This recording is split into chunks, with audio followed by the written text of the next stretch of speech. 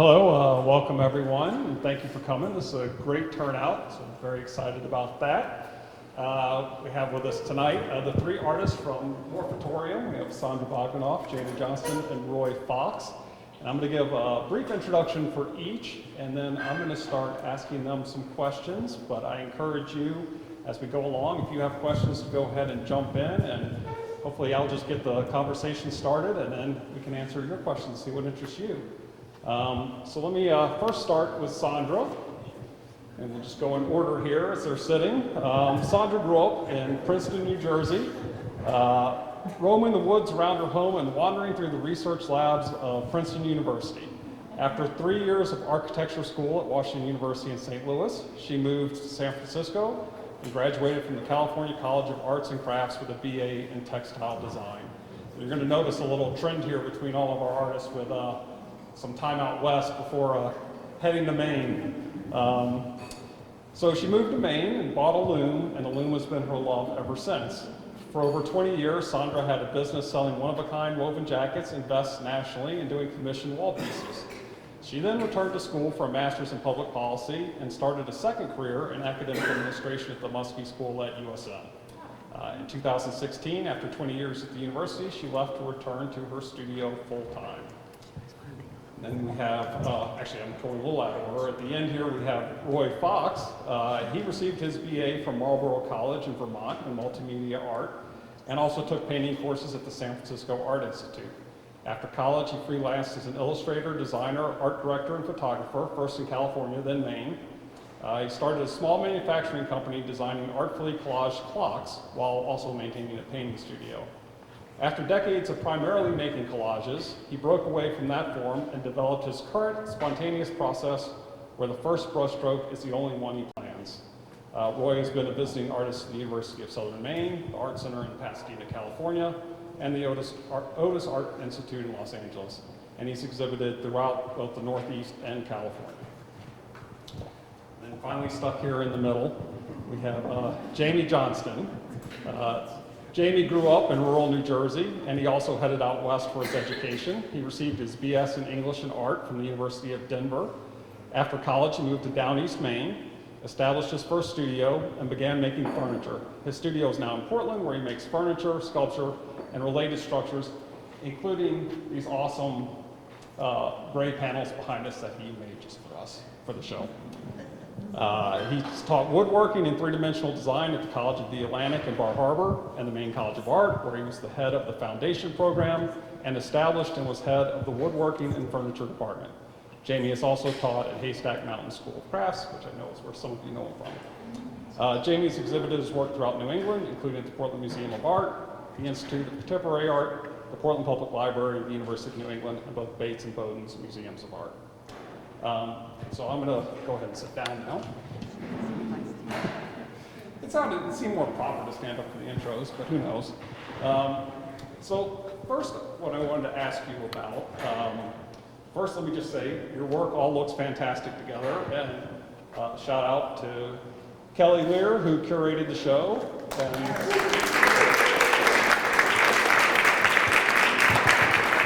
We've got Roy German and Chris Benjamin, who helped install the show. And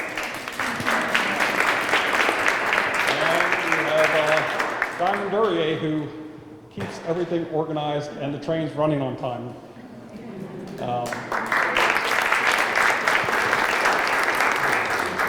So let me say, I think your work looks fantastic together and forms a really cohesive show. However, you're obviously all working in very different media, each of which presents its own opportunities and possibilities and constraints.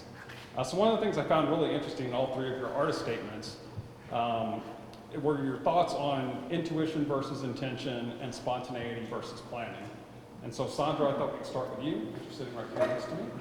So you get to go first. You should have seen, they suggested it, but there you go.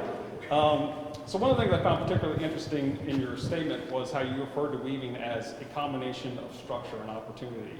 This is a little story that is the kind of the crux of my practice.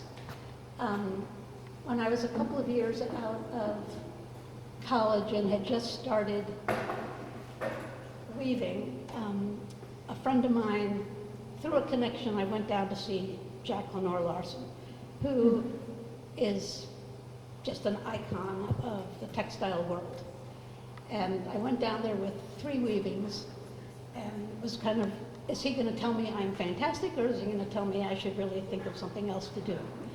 And he looked at these weavings for a pretty long time, and he said, these are 3 interesting ideas. Pick one, do 50 of them, and then you'll know something.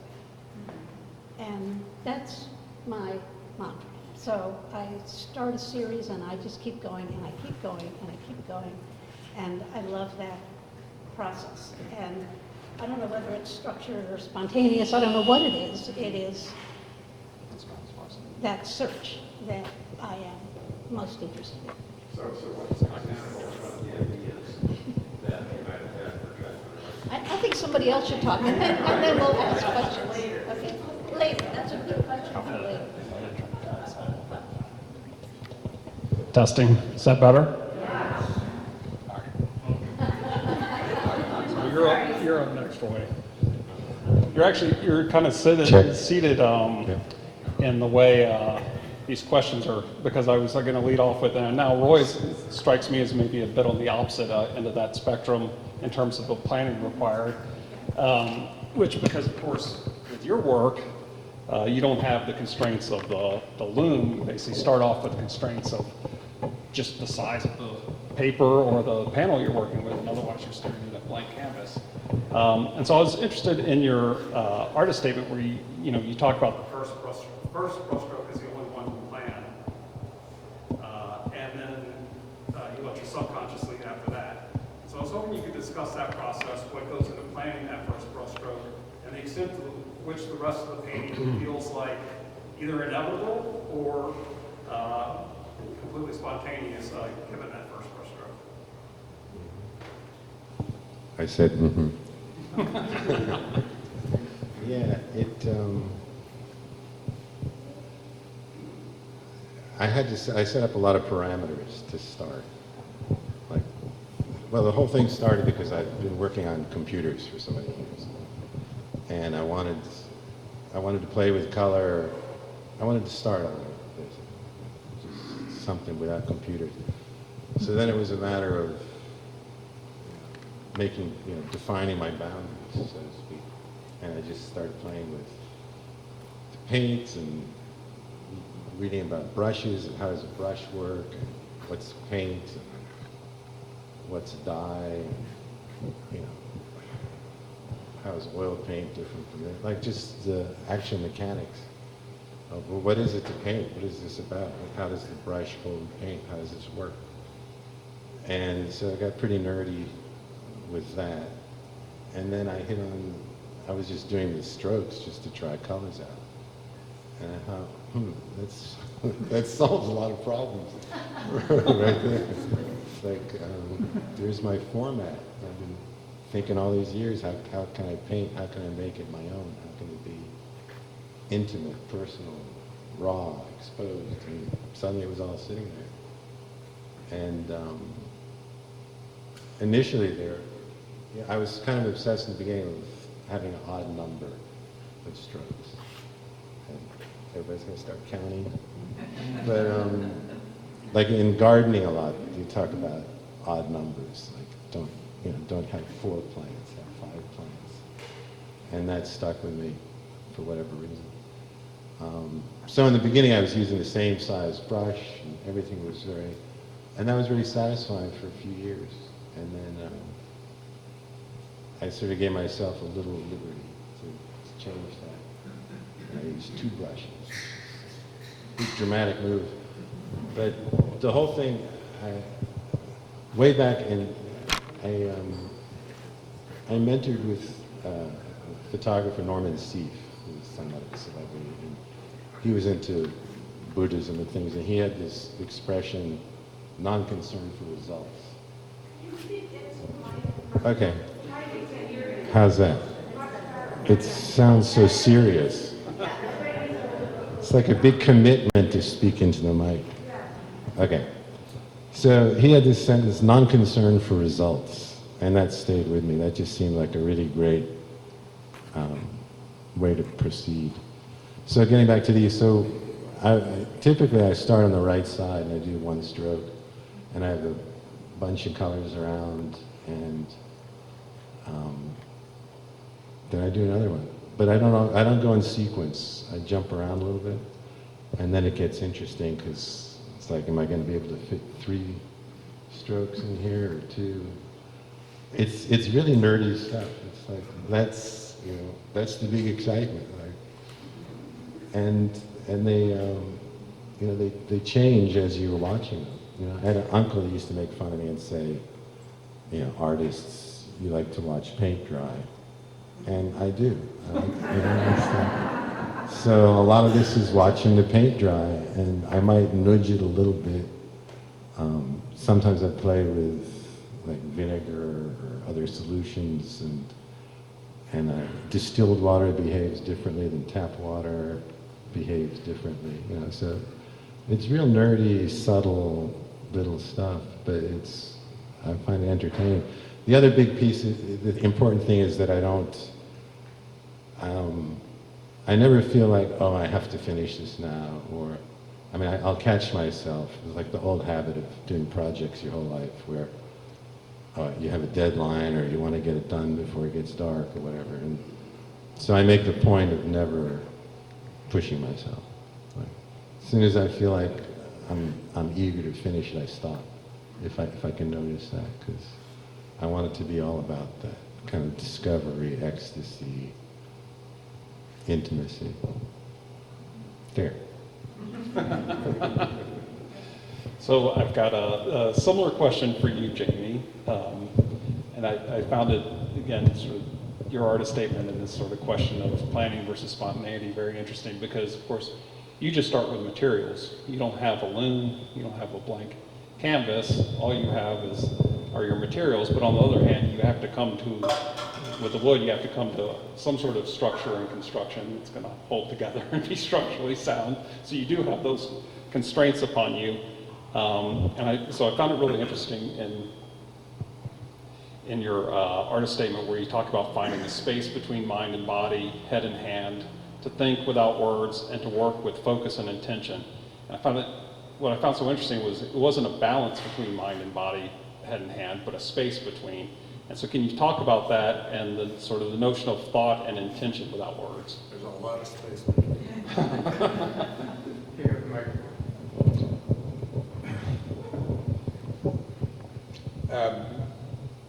there's a lot in there. Well, I didn't mean to stump you guys. I was taking this from your artist statements.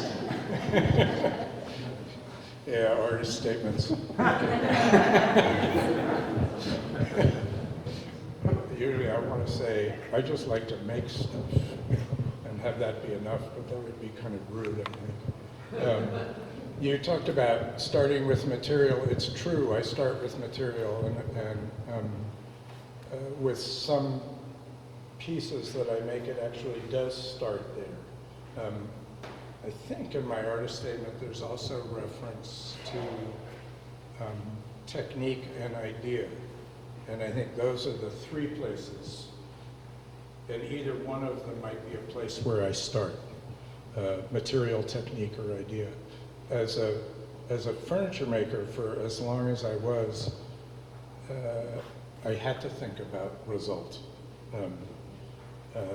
a lot, not just because of function, but the pieces were designed before they started to be built. That process, that design process, still or heavily influences my sculptural work as well. So that I'm also inspired to some extent by the material, but more by the sort of visual relationship and play that I see somewhere and want to keep exploring.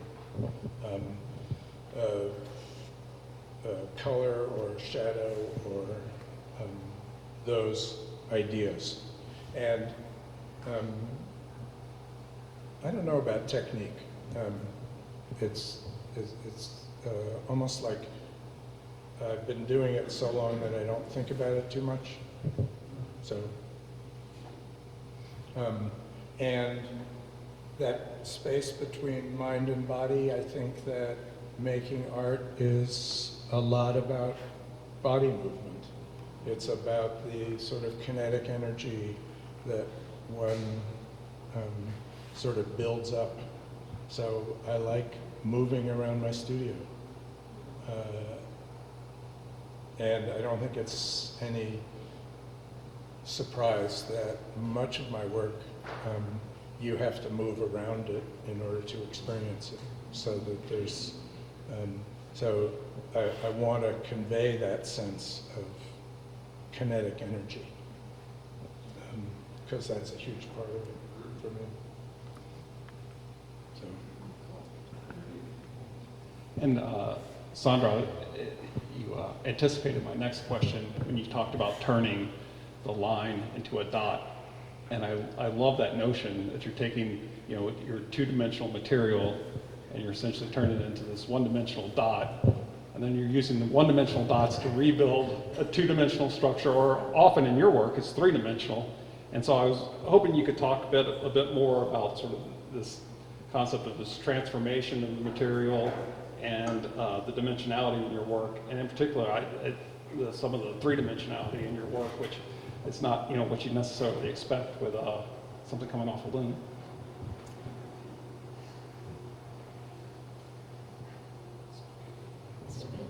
I'm trying to think of what to say before I'll pick up. Think into the mic. Think into the mic. Okay.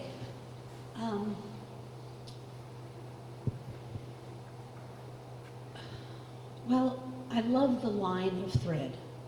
I just like, I just like that linearness of it.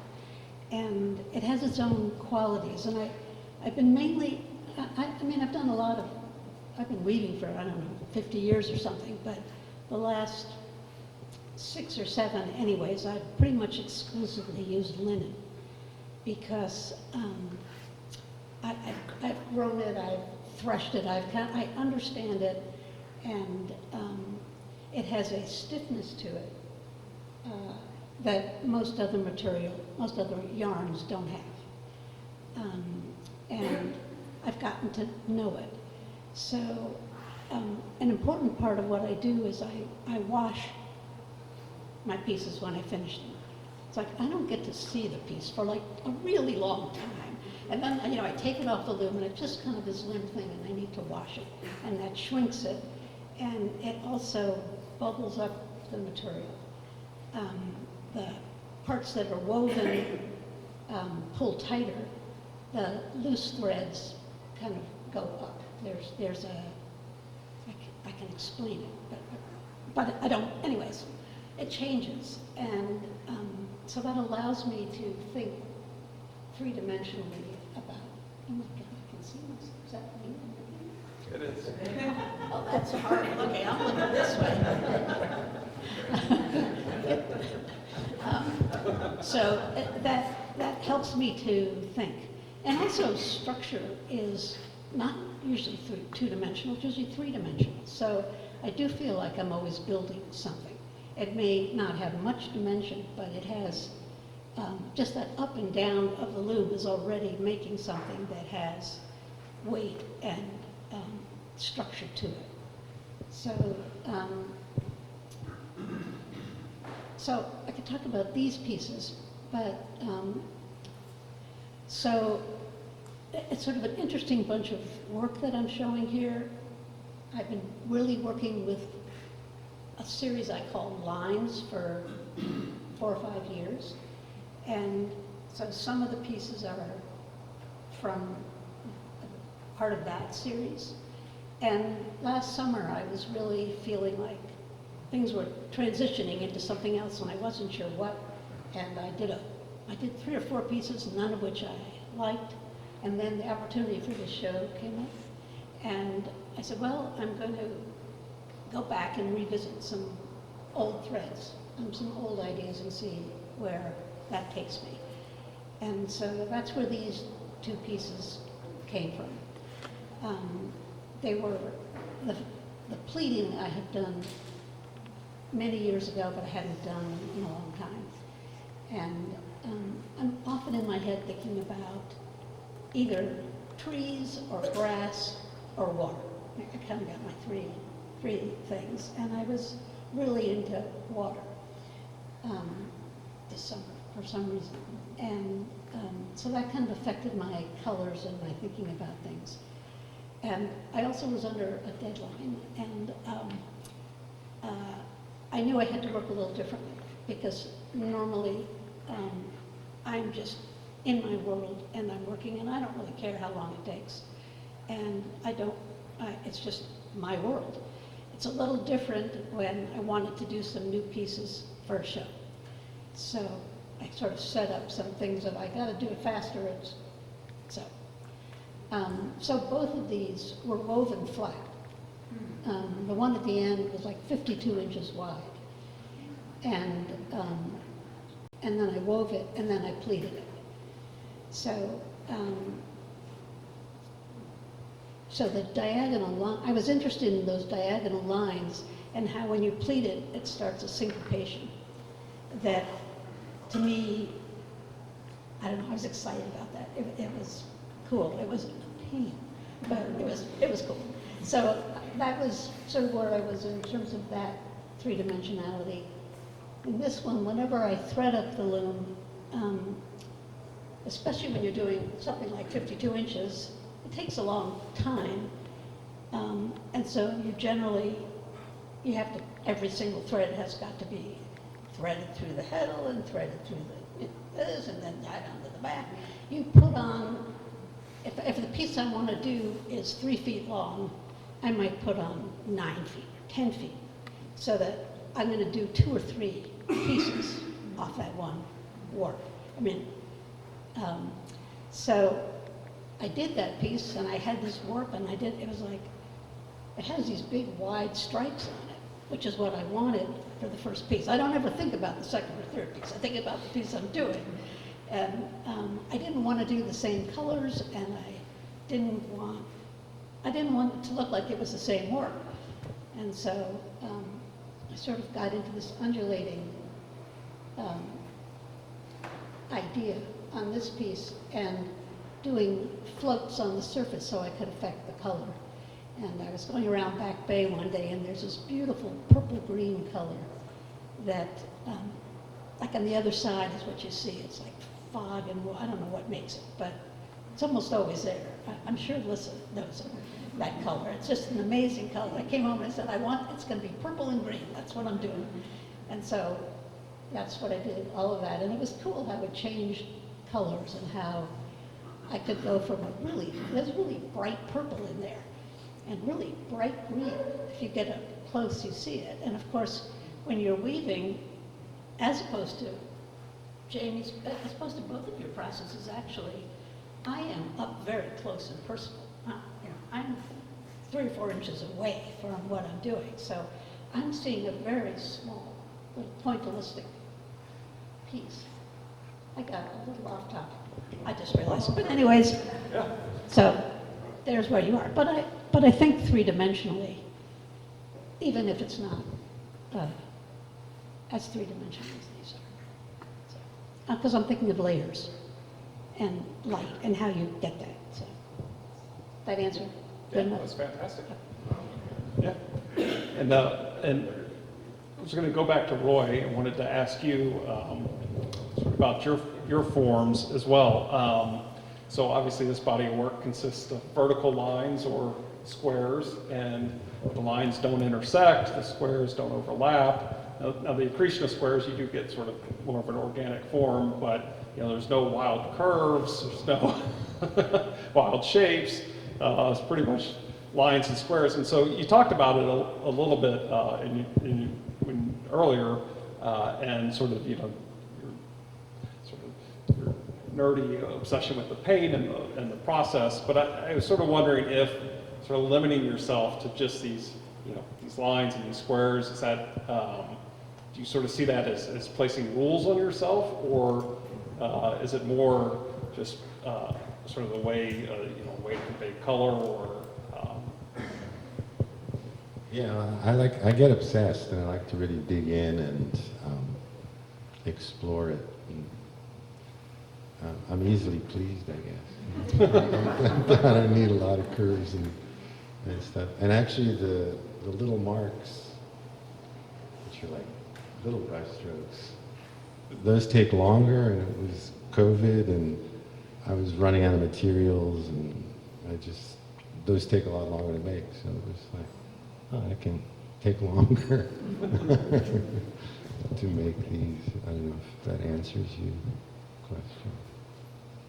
Yeah, well, you said, and from your earlier response, I was interested because you said, sort of you don't want to put a time limit or a deadline on anything you're doing, but on the other hand, once you start to feel anxious about it or feel like, okay, I need to wrap this up, Yeah. and you know that's the end. So how long does it take, or were we talking a span of days, weeks, hours? Yeah, well, I'm a real moody person, so I don't last long, in one state, so to speak. So the thing is, in theory, I could do like one of those in a day, but it would be hard to do several in a week, I don't know why, but it feels like I don't know, it feels like not a chore, but like a responsibility. I'm trying to be really empty about the whole thing. And if I'm trying to do one a day, then it's a job. It's like I'm back in that world somehow. So it's like a deep laziness that I'm trying to express. I'm just trying not to go anywhere with it. Like just this is all we need, because it's easy to get distracted. Yeah.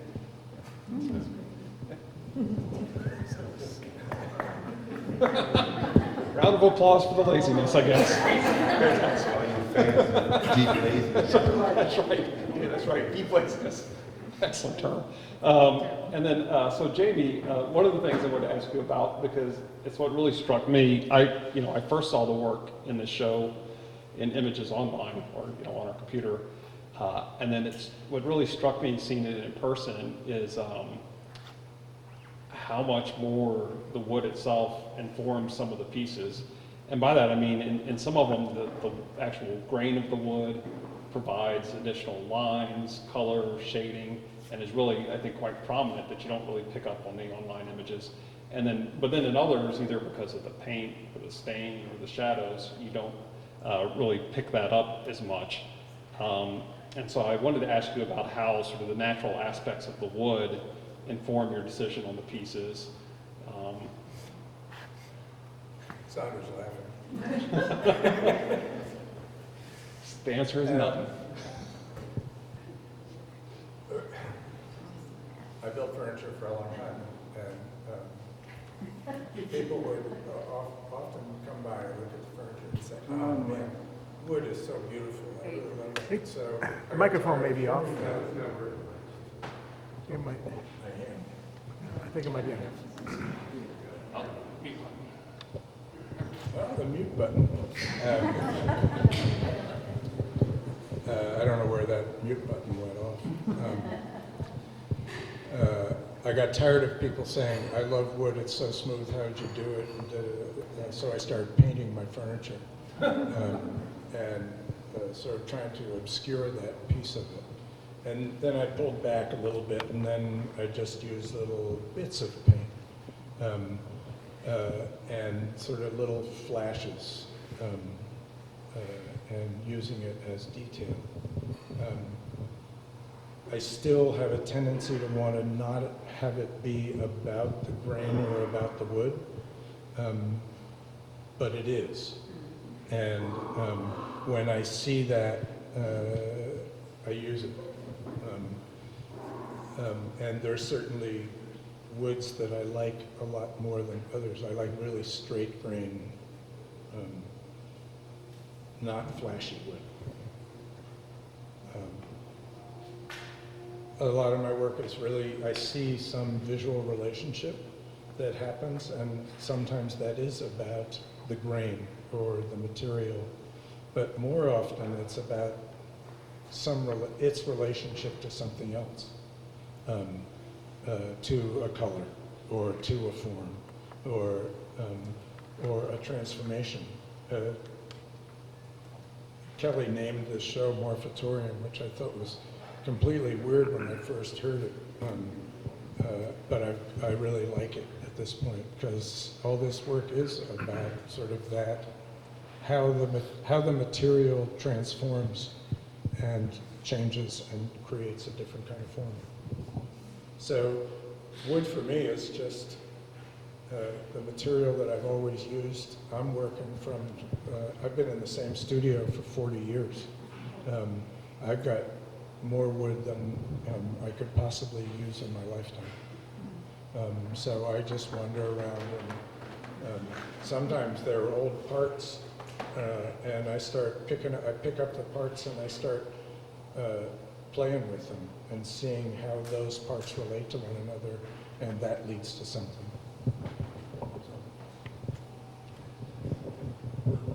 I've got some more questions here myself, but first, since we're about 40 minutes or so into this, I wanted to open up the floor to any questions from you and see what you might want to ask.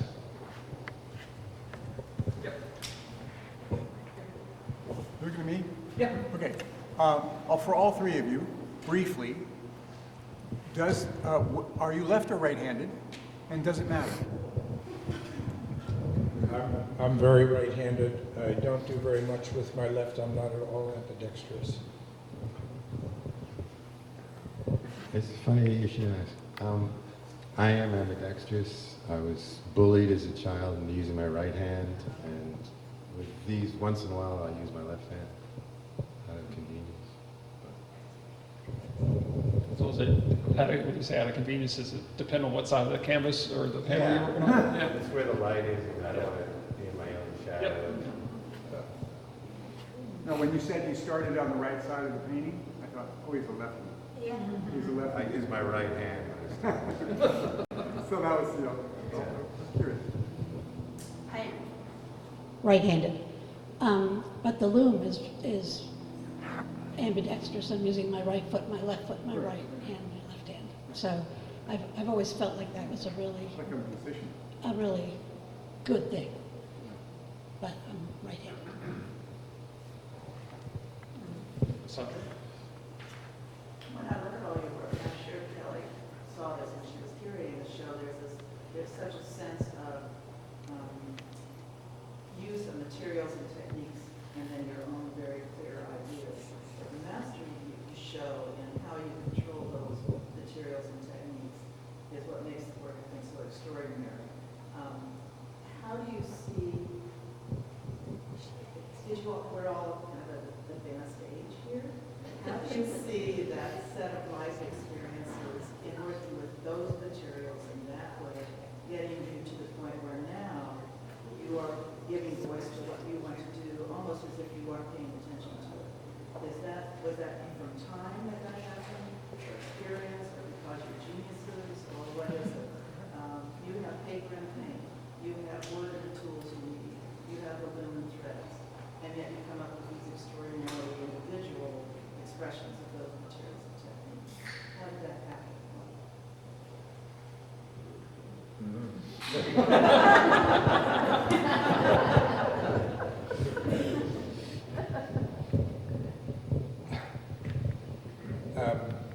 How does that happen? I mean, I can look back. I've been doing this a long time, as have you, and certainly I can look back on many of the things that I made and cringe, and even be humiliated. It feels good to have done something long enough that I don't have to worry about that too much anymore, nor do I have to care about that too much anymore. I'm sort of an experimentalist by nature. I like just playing with things and seeing what happens. And I was going to say something else, but I forget what it was. But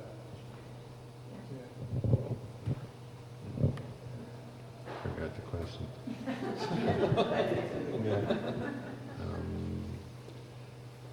what started with advanced age, I think was. Something about the age group. Oh, experience.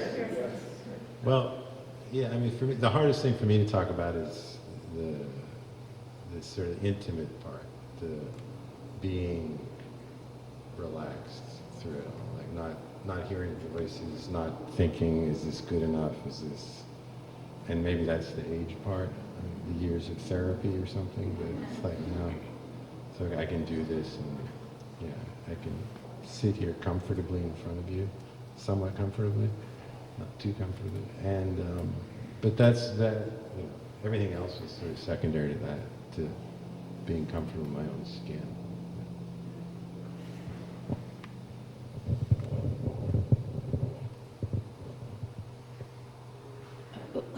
Before I say something, I do want to say that Kelly, from the very beginning, had a vision for this show and the way these pieces would relate to each other. She kept on telling us she was going to explain it to us, but she never did. But it really, it was so exciting to see her put the show together, because for me, it's just, I feel like the pieces are talking to each other, and that is all Kelly and Roy, and it was fun for us to come in and see that, to feel that. So I just wanted to thank you for that, Kelly.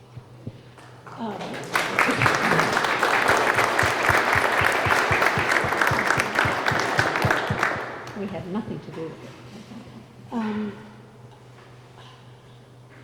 I think there is a familiarity that comes with doing something for a long time. I worry sometimes that it limits me, that I paint also, and I like to do other mediums because I feel like it stirs my brain in different ways. So I think there is a little bit that I like to keep not assuming I know too much. But I don't know whether it's age or experience, or I think there's a certain freedom that I feel now. And I don't necessarily, I don't know if I can see it in my work, but some of the things, I'm just less concerned with the world and more interested in what I want to do and say. So yes, it's great being older and wiser. I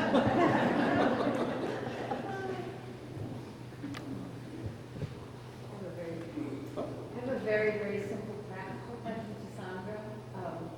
It interests me a lot that you wash the finished weaving.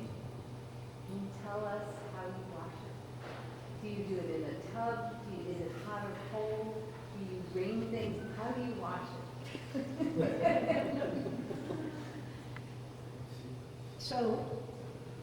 So yarn, when it's spun Yeah. and then wound, is held under a lot of tension. Yeah. You know, if you unwind it, it's kind of very smooth and very flat. When you wash it, it becomes more alive. It loosens up, it fills out, a little bit of threads come up in it. So it takes on a liveliness that I like. Like if you look at the little piece of around the corner of threads, they have little kinks in them. Yeah. You know, they're alive. So I take it, I fill up the big sink with woolite, gentle woolite, Okay. baby Okay. woolite, whatever it is. It's really that specific, because I love And- women also. And I work the material. I'm not gentle with it. I really want it to its fullest, to do whatever I want, whatever it's going to do. And it's always scary. I don't really know if things are working until it's done. And then I roll in a towel, and then I stretch it out on the floor on a big plastic sheet, and more towels. And then I shape it. And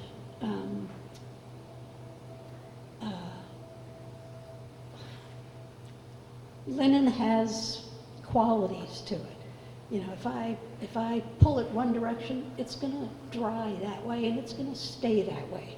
I've done things where I've done big loops sticking up in the air, and I've hung them on the wall for 5 years, and they're still just doing it. And so, but basically like you wash a sweater, you know, and then block it. Will I? Roll I'm sure. it. Hand washing, you know, it's for delicates. Liquid. And I use baby because I think it's less scent. Not interested in scent.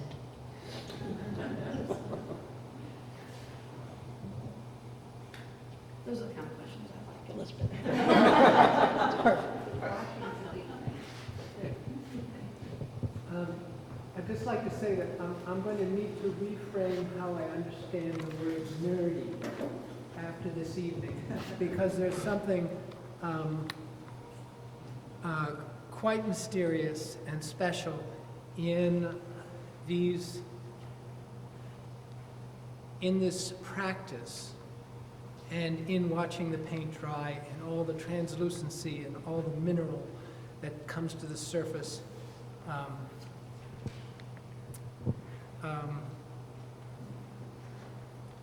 I hope you were saying nerdy in an exultant way and not as an excuse. Yeah. Good. Easy to say nerdy than to say determined or intense or yeah. I think nerd is a bit focused. This doesn't sound like it's on again. I think I keep hitting. Test? Yeah. Yeah, there we go. I love nerdy. Yeah. I have a question for Roy. Roy's a great musician and a great guitar player. And I was curious if you listen to music when you do these paintings or if you do silence. Thank you, Mary. Bandmate of 15 years. This is not a setup. No, usually I don't listen to music because I am a musician and I wind up picking up the guitar and trying to figure out whatever it is I'm listening to, so it throws me off. I got the feeling that you weren't listening to music, but Yeah. and then actually I'm curious about Jamie and Sondra. Do you guys listen to music? Listen, just asked if either of us listen to music. I do. For years I listened to primarily African music that was just very repetitive, a lot like my work, and about movement. So it takes me into a place. Sondra's studio is upstairs from me, so when she's there, she doesn't appreciate my music. So now I listen with earbuds, and actually I find that very focusing. So music's a little I was the first tenant at Burr Company. We tried to keep that kind of. I don't listen to music. I really need to pay attention, and I'm very focused, and I don't want any distractions. I love the silence. I'm somewhere else. So I got a question for Roy. Roy, nerdy question. You commented that the first stroke you make, which I've been looking at these wonderful pieces, is the first stroke you make is planned and pressed or unplanned. What if you had the last stroke planned, but none of the others worked? What would happen? Yeah, I could do that. It's a good idea. Yeah. Check. Yeah, there it is. Yeah, no, it was really about having some sort of, I had to make rules to do this, you know, and it just naturally happened. Another thing is all the strokes start at the top and they come down. Revelation. You heard it here first. And I work on a flat table. It's not, you know, And I get very fussy about, I have a lot of little wedges and pieces of wood because the table's never quite, and then the things start to go in different places. And so I am a control freak, You are, yeah. but also, oh, that's nice. Oh, I didn't expect, it's like, That's so you've got your own conceptual loop, don't you? yeah. You had to make it, otherwise it's too big a world. But thanks for the question. Can you control what happens within each stripe? In any way, or do you just go boom and that's it? No, sometimes that's it, yeah. And then other times it goes on and on. Some are like, I could show you. A lot of them are like authentic, single brush stroke, loaded brush, boom. And then some might be 6 or 8 layers, depending on my mood. And the truth is, I have so much fun doing these that I hate to stop. And so sometimes I'm almost finished with it, and I'll start going over strokes that were fine, but I'm having a good time.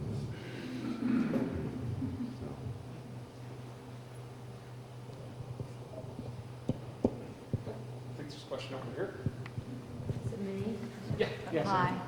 I was just wondering if how big a space that you work in has something to do with your scale.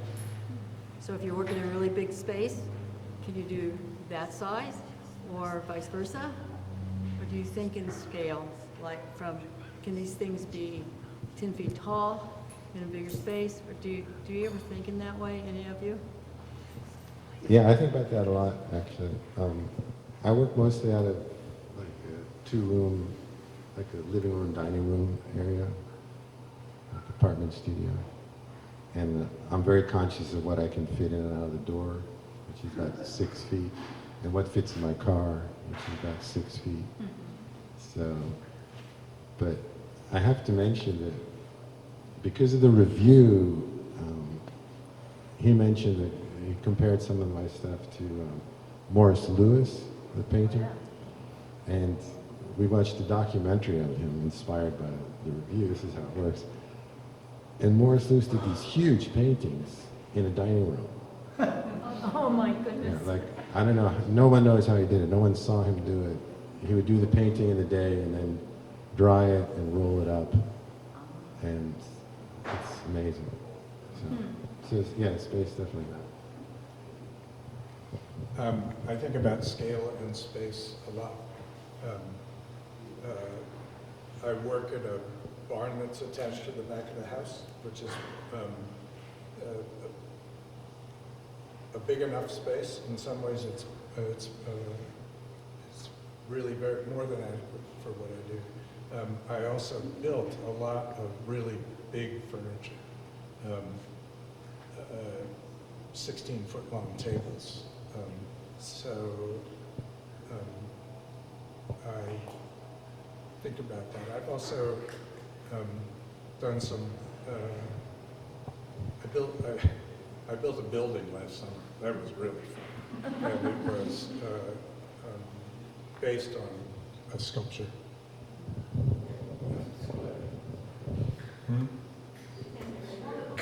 No, not square at all.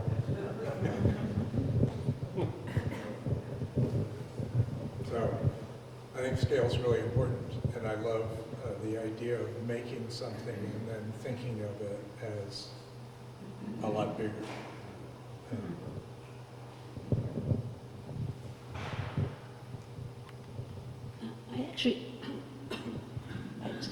I actually think about scale a lot recently. Starting to understand, like when I look at my pieces, I go, oh, I'm working at a scale that is comfortable for my body, width, length, time commitment, and that I would really like to mess with that, with doing some bigger pieces, or maybe tiny pieces, to sort of see what that leads to. So that's sort of in my head. I did one bigger piece that didn't work, and that kind of that was a lot of material, a lot of time. It didn't work, but the little piece around the corner is my first attempt that does, and it did work. And so now I want to keep bumping it up to see how far I can, how long I can let the threads be unwoven and have it still hold together. So I think scale's really, it's a whole different dimension to be thinking about. So, good question. First question. How wide do you use? I think it's 60 inches. Okay. And it's a, you know, it's a big, it's a Gilmacra, so it's, I don't know, whatever it is. Big square. I can crawl inside it. My kids could play G.I. Joes, you know, on the threads outside. And she could weave while I was at.